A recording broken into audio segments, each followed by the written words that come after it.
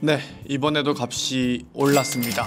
그런데 무턱대고 값만 올릴 순 없잖아요. 그래서 패키징 쪽을 조금 더 손봐서 가격 인상에 대한 그런 밑밥을 살짝 깔아놨습니다. 안녕하세요, 아이트랙 에디터 곤잘로입니다. 바로 오늘 현대자동차가 2025 더뉴 마이티를 공개하고 본격적인 판매에 나섰습니다.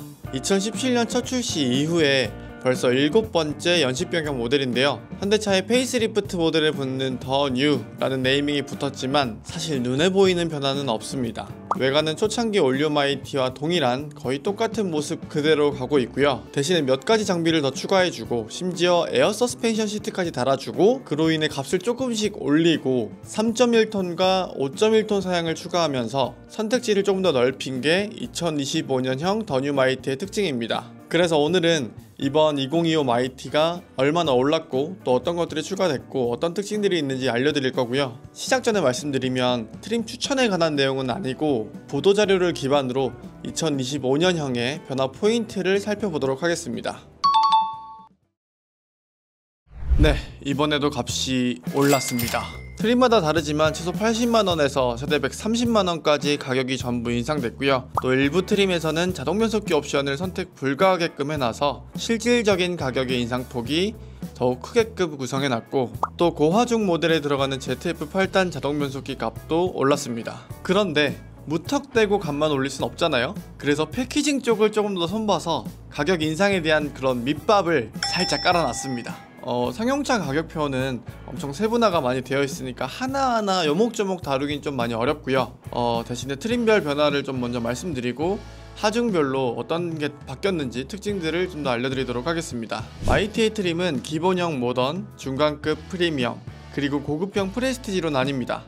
그럼 모던부터 볼게요. 마이티 2.5톤 카고 기준 모던의 값은 5,174만원으로 23년형 대비 90만원이 인상됐는데요. 선택 품목에 앨리슨 6단 자동 변속기 옵션을 더 이상 선택 불가하게끔 만들어놔서 기본형에 대한 허들이 더 높아졌습니다. 사실상 모던 말고 그 위에 프리미엄부터 사라는 얘기죠. 이렇게 값을 올린 대신에 뭔가를 하나 더 넣어주긴 했습니다. 운전석 안전벨트 높이 조절 장치인데요. 운전자의 체형에 따라서 벨트 높이가 안 맞는 경우가 간혹 있을 수 있거든요. 목이나 이런 쇄골 쪽이 쓸리는 그런 이슈가 있을 수 있는데 이 높이 조절 장치가 있다면 그런 걸 좀 더 유연하게 조절할 수 있습니다. 그리고 목 부분을 좀 피하게끔 벨트를 할 수 있으니까 사고가 났을 때도 이 목 쪽을 더 보호할 수도 있겠죠.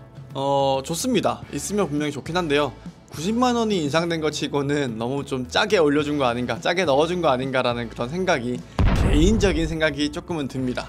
중간급인 프리미엄 역시 23년형 대비 90만원 올랐습니다. 하지만 모던보다는 사정이 좀 나아요. 25년형으로 바뀌면서 여러가지 것들을 넣어줬는데요. 예를 들어 고급형 프레스티지에서만 누릴 수 있었던 전동 조절식 아웃사이드 미러와 도어 스텝 램프, ECM 루미러를 기본화했습니다. 나아가서 슈퍼캡 사양에는 간이베드 쪽에 USB-C 타입 충전 포트와 24V 아웃렛까지 새로 적용시켜서 편의성을 조금이나마 끌어올렸죠. 추가로 운전석 선바이저에는 거울이 작게나마 달려 나오기도 합니다. 물론 이런 것들이 90만원의 가치가 있냐 라고 물으신다면 사실 확실하게 좀 아니요? 라고 말씀드릴 수 있겠는데요. 요즘 추세를 보면 사실상 가격 인상은 피할 수 없는 것 같고, 그래도 안전벨트 높이 조절 장치 하나 넣어준 모던보다야 프리미엄이 그나마 낫지 않나 라는 생각이 듭니다. 네, 마지막으로 최고급형 프레스티지입니다.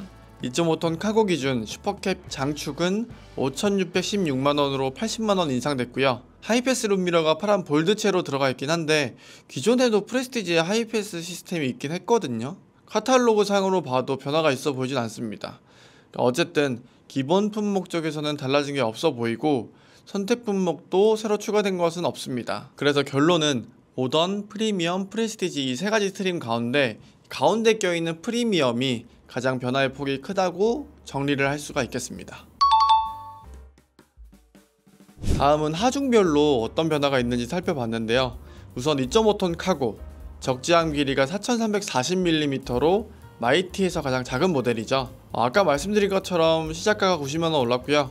이제 기본형에서 자동 변속기 옵션은 선택이 불가합니다. 아까 말씀드린 것처럼 프리미엄 몰아주기 한 거고요. 프리미엄으로 넘어오면 더블캡의 가격이 485만원이나 올랐어요. 그 이유가 395만원짜리 자동 변속기 옵션을 이제 아예 기본화했기 때문인데요. 바꿔 말하면 2.5톤 더블캡 마이티를 구매하실 분들은 어쩔 수 없이 자동 변속기로만 출고를 해야 된다는 이야기가 될 수도 있겠습니다. 이런 선택지가 줄어든 거라고 볼 수도 있겠죠. 그리고 다시 쭉 내려가면 프레스티지 장축 쪽에서 3.1톤 사양이 새롭게 추가된 걸 확인할 수가 있습니다. 2025년형의 주요 특징이죠. 값은 6,166만원이고요 앨리슨 6단 자동 변속기가 기본이며 롱테이퍼 스프링 그리고 스테빌라이저 바가 추가된 디스크 브레이크 패키지와 펑크 났을 때 임시로 메우는 타이어 모빌리티 킷 그리고 전후축에 215 사이즈의 타이어가 들어가게 됩니다. 다음은 4m 85 사이즈의 3.5톤 카고입니다. 3.5톤도 모던에서는 자동 변속기 옵션이 절대 불가하게끔 바뀌었습니다. 대신에 기존 5단짜리였던 수동 변속기가 6단으로 바뀐 게 특징이고요. 그 대신에 값은 130만원 더 오른 5,354만원부터 출발합니다. 이 때문에 프리미엄에서 선택할 수 있는 자동 변속기 옵션이 355만원으로 2.5톤보다 40만원 더 저렴하죠. 이제 6단 수동 변속기가 3.5톤에서 기본이 됐기 때문에 그만큼 자동 변속기의 값이 옵션가가 좀 줄어든 거라고 보시면 되고요. 바꿔 말하면 기존 5단에서 6단으로 수동 변속기가 업그레이드 될 때 40만원짜리 그 부품 차이가 난다고 보시면 될 것 같고 가격이 인하된 건 절대 아니니까 참고하시면 좋겠습니다. 그리고 쭉 내려와서 프레스티지 광폭 쪽에서는 선택 품목이 많이 허전해졌습니다. 기존의 드럼 브레이크랑 5단 수동 변속기가 마이너스 옵션으로 있었거든요. 그런데 2025년형 더 뉴 마이티에서는 이게 다 빠졌습니다. 생산 라인을 그만큼 간소화했다고 볼 수 있겠죠. 생산하는 분들 입장에서는 뭐랄까 좀 생산의 효율성을 끌어올렸다 라고 볼 수도 있겠지만 구매자 입장에서는 선택지가 줄어들었다고 말을 할 수가 있겠습니다. 끝으로 5m 50짜리 적재함을 선택할 수 있는 마이티 4톤 카고입니다. 마이티 4톤부터는 드디어 운전석 에어 서스펜션 시트가 들어갑니다. 기존의 마이티 타시는 분들의 대표적인 불만사항이 바로 시트의 승차감이었거든요. 그런데 2025년형 더 뉴 마이티부터는 운전석 에어 서스펜션 시트를 4톤 카고부터는 달아줘서 승차감을 개선시켰다는 게 핵심이 될 수 있겠습니다. 이제 마이티 4톤 구매하시는 분들은 시트 보강 같은 거, 코일 스프링 보강 같은 거 안 하셔도 될 것 같고요. 그 대신에 시작가는 올랐습니다. 120만원 오른 5,940만원이고요. 마찬가지로 기본형 모던에서는 ZF 자동 변속기를 선택할 수 없게끔 해놨습니다.